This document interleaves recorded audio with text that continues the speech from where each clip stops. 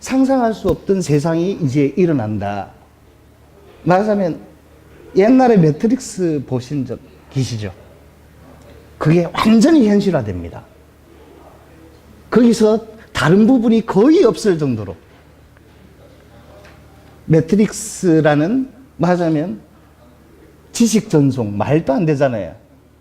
그런 영상까지 오늘 준비하다 했는데 사실 그걸 보여드리기는 쉽지는 않을 듯 싶은데 이 짧은 시간 안에 그 정도로 뭐 두뇌 이식은 물론이고요. 두뇌 머리 잘라가지고 다른 몸에 심는 내년부터 시작됩니다. 그게. 그러면서 이제 그런 식으로 영생을 하진 않고 최근에 과학자들은 어떻게든 2045년까지 살려고 엄청난 노력을 하고 있습니다. 왜 2045년까지 살아야 되는가 하면 그때 이후로 비로소 영생을 할 수 있는 기술이 개발이 완료가 됩니다. 이미 미래는 결정돼 있어요.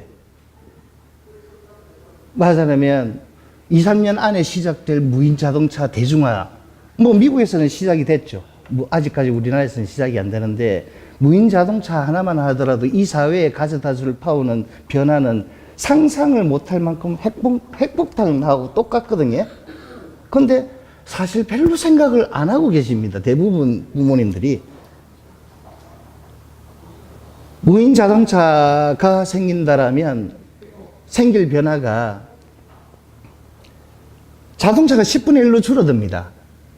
물론 완전히 이제 무인 자동차가 되어줘야만 그게 가능하기 때문에 아마 기존의 차들이 아마도 지금 현재 가지고 계신 분들이 전부 다 폐차할 때쯤인 폐차를 할 지경이면 사실 또 한 6년, 7년 뒤의 일이거든요.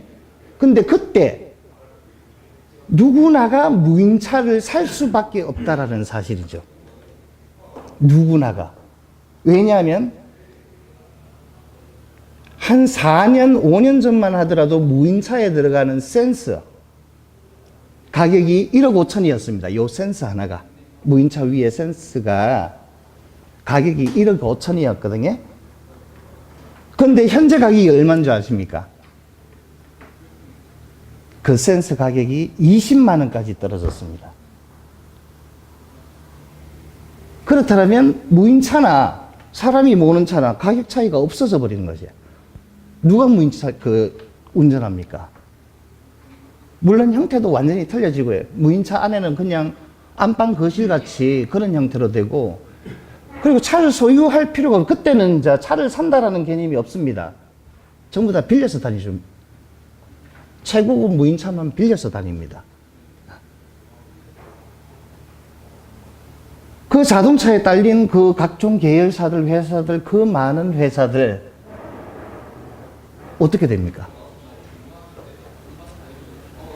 그 무인차 하나만 보더라도 그렇습니다. 물론 무인차에 제가 이래 준비하고 있는 이 이야기들이 사실 너무나 이래 급조를 하다 보니까 사실 짧게밖에 못 적었어요. 이런 것들이. 지금 무인화에서 자동차 부분에서만 이런데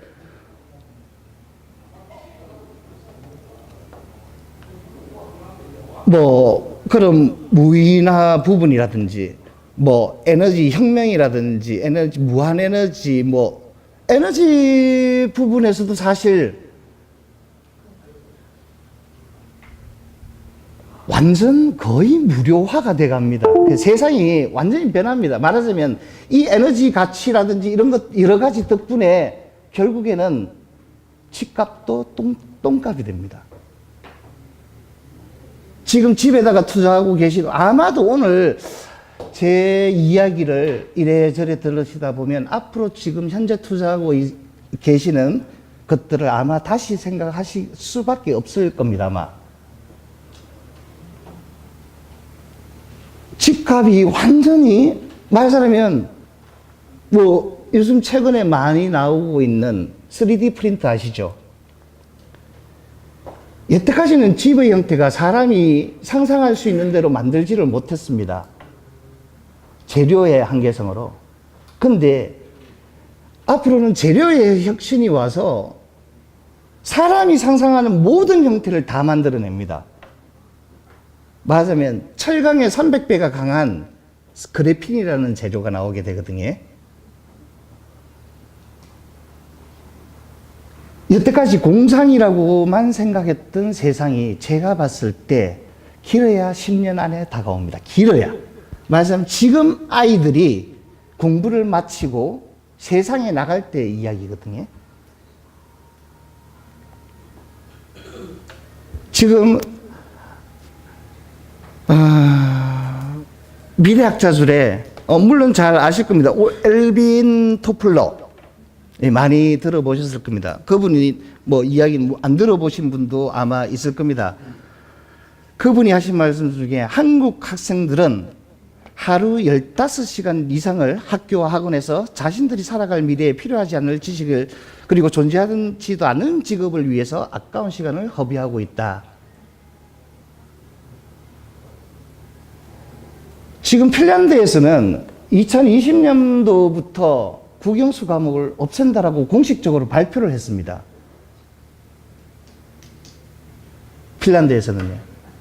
핀란드라고 하면 최근에 한 5년간 OECD 국가들 중에서 지금 만 16세인가 16세인가 그 아이들을 대상으로 전 세계 교육 그 지표를 갖다가 수준을 체크 한 5년간 했었는데 1위를 계속 했었거든요. 저희 우리나라가 평균적으로 2등을 했을 거예요. 핀란드는 1등을 했어요. 근데 교육이 뭐가 다릅니까? 핀란드하고 많이 보셨잖아요. 너무너무 자유스럽게 행복하게 공부하고 자유스럽게 자라나서 마지막에 한 고등학교 1학년쯤 나이가 됐을 때, 이제는 공부를 해야 되겠다라고 스스로 아이들이 마음을 가지게 되고, 또 공부할 아이들이 아니면 또 자기 길을 갖다가, 난 공부는 아니야. 진짜 자기 길을 갖다가 찾아가도록 만들어주고 도와주는 그런 교육을 해왔었는데, 사실 제가 10년 동안 만나본 아이들, 니 어디 갈 건데? 예? 뭐 어디요? 대학! 대학요? 모르겠는데요. 95% 이상입니다, 아이들이. 그 중에서도 한 아이는 어떤 아이가 있었냐면, 천재 중에 영재였습니다. 예전에 저희 학원에서 제일 똑똑한 학생이 자기 친구라면서 꼭 우리 학원에 원장쌤하고 니 만나서 니 학원 다니라는 이야기 아니고 원장쌤하고 만나가 이야기 좀 해야 되는 아이라고 지 친구인데 같이 가보자 하고 손을 잡고 왔더라고요. 아주 어릴 때부터 고등학교 3학년이 될 때까지 성신고등학교 다니고 항상 주말에는 울산대학교 과학 영재원 그런 게 있더라고요. 거기에 계속 나갔던 어릴 때부터. 근데 그 학생이 와가지고 그래 똑똑하다고 이래 상담을 하면서 이래 했던 이야기가 그래 니는 어디 뭐 공부할 건데요? 고개를 잘 흔들더라고요. 아니 너 대학 어디 갈 거냐고. 대학요 아직 생각해 본 적이 없는데요. 아니 뭐 때문에 너 공부하고 있냐? 그냥 이런 식으로 머뭇거리면서 대답을 아예 하지를 못하는 거예요.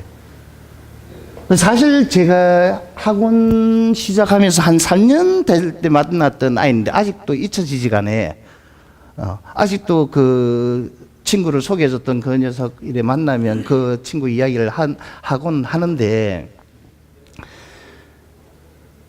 제 집사람이 저희 학원 이 연 플래닝 학원을 하기 전에 15년 정도를 이제 다른 배제 학원하고 아이들 영재반을 맡아가지고 한 15년을 이끌다가 저희 학원을 만들게 됐거든요.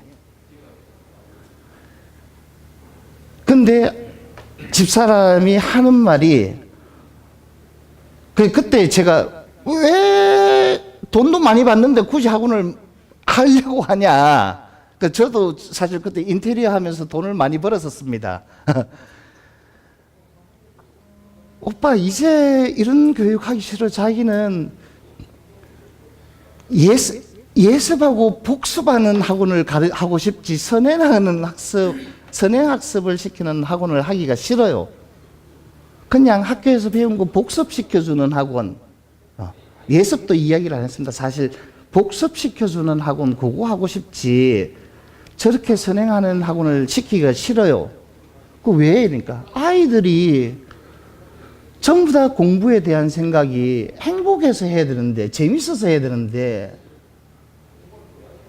한 고등학교 2학년쯤 되면 대부분 아이들이 무기력증에 빠진답니다. 물론 안 그런 아이들도 있죠. 안 그런 아이들도 있는데 사실 대부분이라고 사실 표현을 하더라고요. 그래서 그렇게 이 연 플래닝이라는 그때 처음부터 연 플래닝이라는 이름을 가지진 않았었고 연 학원으로 시작을 했었는데 2년, 3년 만에 이제 연 플래닝 과정이라는 이름으로 이제 바꾸게 되었었고